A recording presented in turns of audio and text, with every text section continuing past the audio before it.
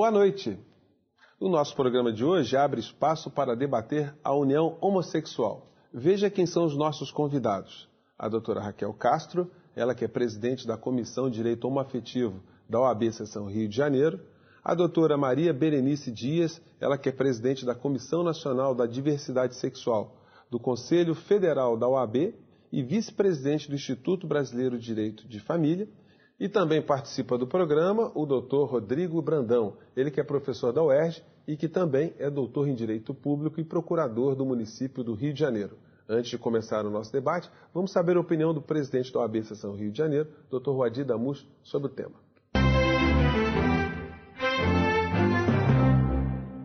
Vamos falar hoje sobre o Estatuto da Diversidade Sexual e todos os temas daí decorrentes que são sempre debatidos na nossa sociedade. Muitas vezes debatidos com preconceito, debatidos com tabu. E já está chegando a hora desses tabus serem superados. Hoje, as uniões homoafetivas, elas acontecem à luz do dia. Hoje, personalidades públicas assumem a sua condição de seres homoafetivos, adotam crianças, enfim, tudo isso acontece na vida real, mas ainda há setores da sociedade absolutamente renitentes a que esses fatos, a que esse plano da realidade se afirme.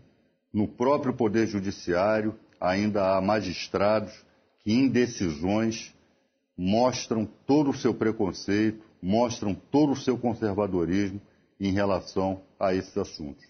Então, esses temas correlatos, hoje serão debatidos pelos nossos debatedores. Bem, eu queria começar esse programa de hoje com a doutora Maria Berenice, ela que é uma militante já, uma precursora, né, de muitas discussões quando o tema são direitos civis, direitos homoafetivos, enfim, uma pessoa que tem uma visão bastante aberta sobre esse tema.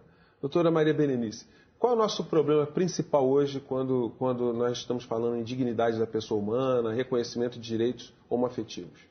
Acho, assim, que o Poder Judiciário, levado pelos advogados, que quando se diz assim, ó, a Justiça concede direitos, o Poder Judiciário tem avançado, nós sempre temos que nos lembrar que foram os advogados que tiveram coragem de bater as portas do Judiciário, buscando reconhecimento de direito a um segmento que não tem lei.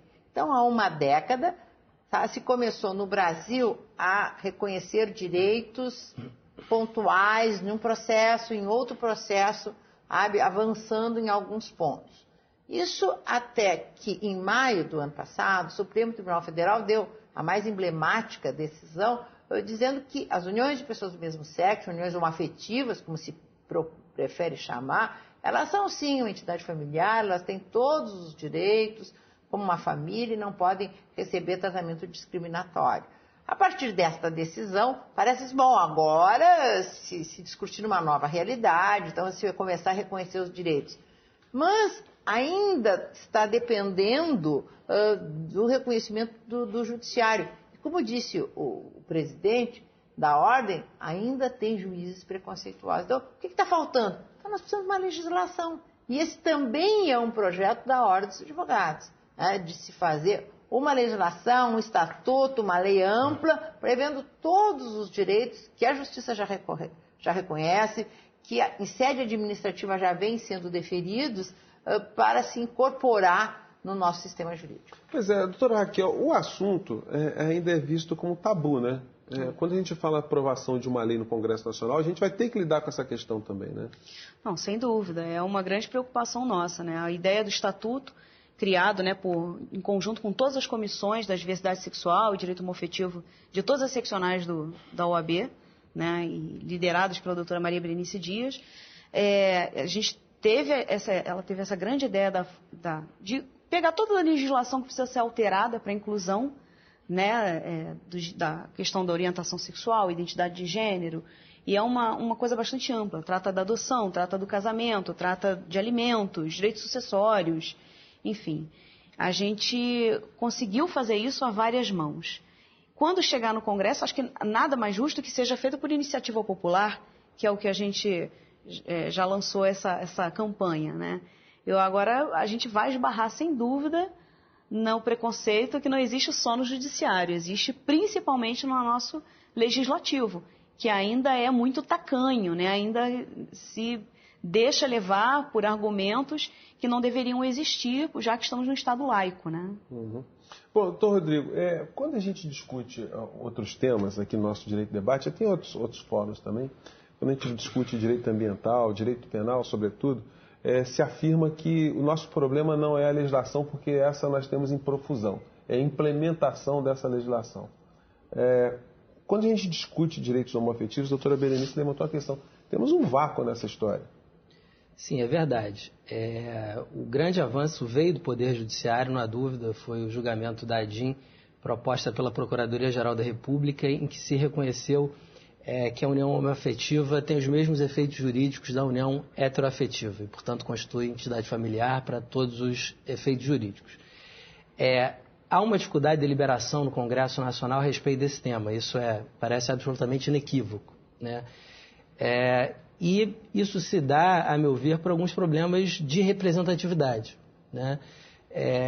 Acredito, pela minha percepção, não conheço pesquisas empíricas nesse sentido, mas que já houve uma evolução muito séria da sociedade brasileira no que tange ao preconceito em relação a homossexuais. Não que eles não sejam mais objeto de estigma social, ainda são.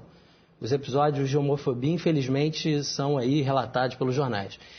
Mas me parece que a sociedade evoluiu bastante nesse particular. Eu sou professor de uma universidade pública, vejo que o tratamento dado a jovens homossexuais é absolutamente diferente da minha época como estudante, o que, né, faz pouco mais de 10 anos que eu saí da universidade. Então, acho que a sociedade evoluiu. Não sei se o Congresso Nacional evoluiu tanto como a sociedade. Eu sei, não evoluiu. Qual seria a razão principal? A doutora Raquel abordou a questão do Estado laico. As questões religiosas, elas ainda determinam o tratamento dessa questão? Eu acho que o legislador se esconde, né, atrás dessa argumentação de ordem religiosa, vem com todo esse discurso, quando no fundo eles têm medo de não serem reeleitos, medo de serem rotulados de homossexuais. Eu acho assim, é uma postura completamente homofóbica e que acaba invocando princípios religiosos, sabe, para se manter naquelas posições de se arvorar do direito de discriminar, que no fundo é o que esse legislador faz em um segmento que vem crescendo no nosso Congresso Nacional, não se sabe nem muito como são organizados, estruturados, enfim, tem direito, mas este segmento é o mais difícil de vencer. Daí a ideia da iniciativa popular, porque é um projeto de lei que não pode ser arquivado. Aí depois do sucesso do Ficha Limpa, nossa, foi a ideia que se teve, depois não dizer assim, não, mas a sociedade não está preparada. Não, a sociedade está. Colocasse muito bem, né? Dizer assim, as coisas de fato vêm mudando.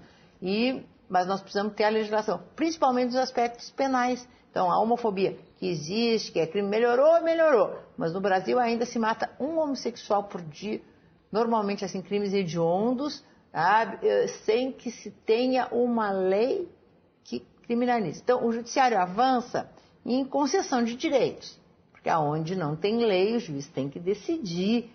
Então, a falta de lei não impede que se conceda direitos. Agora, a falta de uma lei penal não permite que se puna alguém por homofobia. Doutora Raquel, os argumentos conservadores, né, mais colocados com relação à implementação de direitos homoafetivos são que esse tipo de implementação ele é contra a família, que é contra a reprodução da sociedade, enfim, que fere mandamentos religiosos de diversas religiões. Como é que se enfrenta essa questão? Eu acho que houve uma evolução do conceito de família, né? Tanto que hoje o direito de família é tratado pelo direito das famílias, né? Hoje a família não é mais aquele tripé de casamento, sexo, reprodução, né? Você não precisa mais do sexo para reproduzir, por exemplo. Existe a fertilização in vitro, né? Você não precisa nem mesmo do casamento para poder ter o ato sexual, né? Existem as uniões estáveis, onde você dispensa a necessidade do casamento. Então, a família evolui. E desde que a mulher deixou de ser economicamente dependente do homem, em meados do século XX, a família ela não mais se ficou presa à questão econômica, política e religiosa. Passou a ser ligada pelo afeto. E o afeto liga inúmeros tipos de família, como é a família entre os irmãos, família constituída por avós e netos, e também a família homoafetiva.